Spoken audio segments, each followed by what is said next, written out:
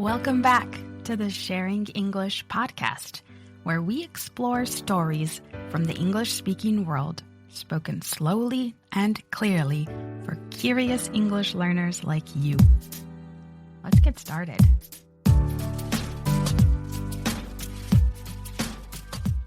Hello, everyone. I'm your host, Freya, and I'm so glad you're back for another episode. In this episode, we're going to talk about Hollywood, not just as a place, but as an idea, and why it became the center of the global movie industry. Hollywood is a neighborhood in Los Angeles, California. It became famous in the early 1900s when movie producers moved there from the East Coast of the U.S. They wanted to escape strict patent rules controlled by Thomas Edison, who lived in New Jersey.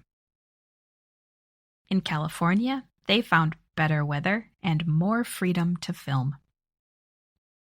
The first Hollywood studio opened in 1911.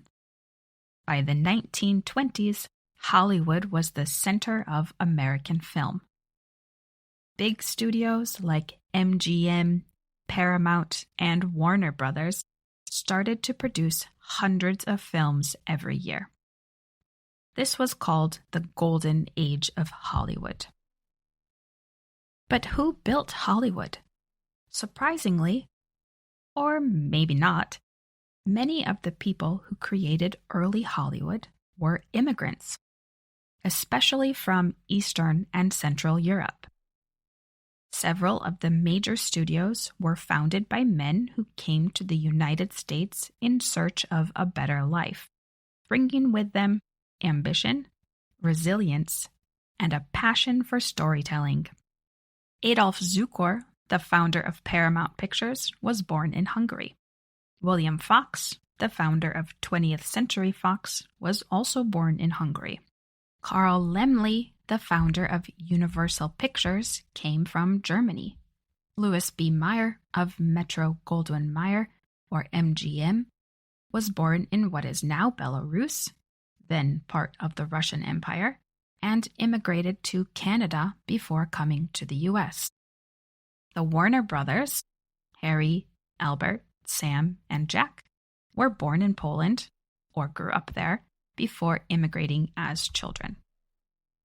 Many of these founders were Jewish immigrants, often escaping poverty, discrimination, or political instability in Europe. For them, film was a new and open industry, unlike many others at the time, which allowed people without connections or wealth to rise quickly. Their immigrant experiences deeply influenced the stories Hollywood told, ones about reinvention, freedom, struggle, and the pursuit of dreams. As Hollywood grew, it also became a magnet for international talent. Actors, directors, and writers from the UK, Australia, Canada, and elsewhere all contributed to the global style and reach of American film. So, in many ways, Hollywood is an immigrant story, a creative and economic empire built by people from many places who helped shape not only American culture, but the global image of the United States. During World War I and World War II, many European countries stopped making movies or made fewer of them. But Hollywood kept producing films, so American movies were exported or sent around the world. People in Europe, Asia, and South America watched Hollywood films because there weren't many local options. Also, American movies had big budgets, exciting stories, and famous actors. The U.S. government even supported Hollywood exports during and after World War II as a way to spread American culture and democratic ideas. Today, Hollywood is still the most powerful film industry in the world. American films are shown in almost every country, sometimes in English, sometimes with subtitles or dubbing. Big companies like Disney, Universal, and Netflix invest millions, sometimes billions of dollars in making movies and streaming them online. Franchises like Marvel, Star Wars, and Harry Potter, which was based on a British book series but made in partnership with Hollywood, dominate global screens. Hollywood knows how to create movies that appeal to international audiences, often with lots of action and simple storylines that don't need much translation. Of course, Hollywood isn't the only English-language movie industry. The United Kingdom has a strong film tradition with studios like Pinewood and famous actors like Anthony Hopkins and Dame Judi Dench. Films like James Bond and Paddington are British favorites with global audiences. Australia has a smaller but creative film scene.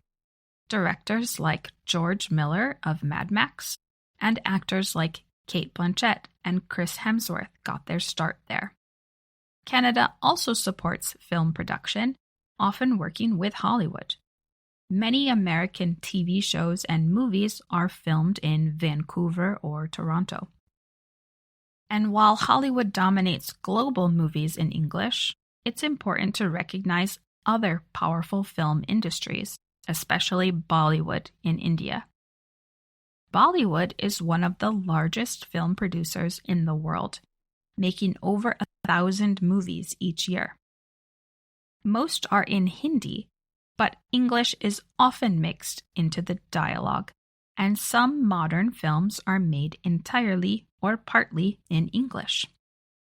As India's middle class grows and global audiences take interest, more Bollywood films are being subtitled or released in English-friendly versions. Some Bollywood stars, like Priyanka Chopra and Irfan Khan, have also crossed into Hollywood films.